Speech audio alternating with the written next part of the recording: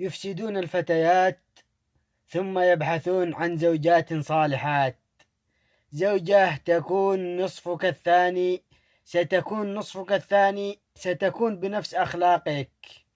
الشاب الذي يقول أنا لا أتزوج فتاة كنت أكلمها، ستتزوج فتاة كان يكلمها غيرك.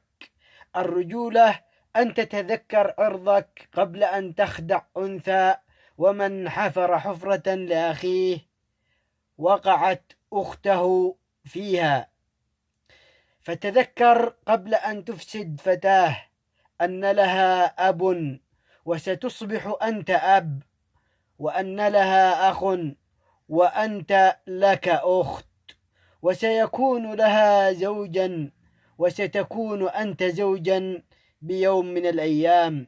فلا تفسدها وتترك وتدير ظهرك بعد ذلك بعد أن تلاعبت بمشاعرها.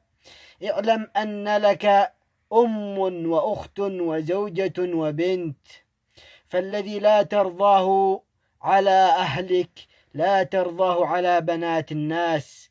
فلا تتلاعب بفتاة انحنى ظهر أبيها لتصل إلى ما هي عليه، فتهدم ما بناه، وسيكون لك بناء يهدمه أحدهم ذات يوم.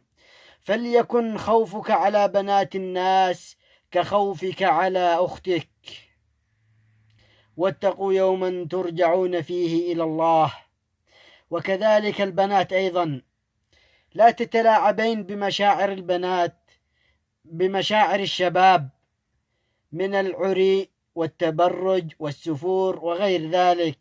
خفين على الشباب واتقين الله.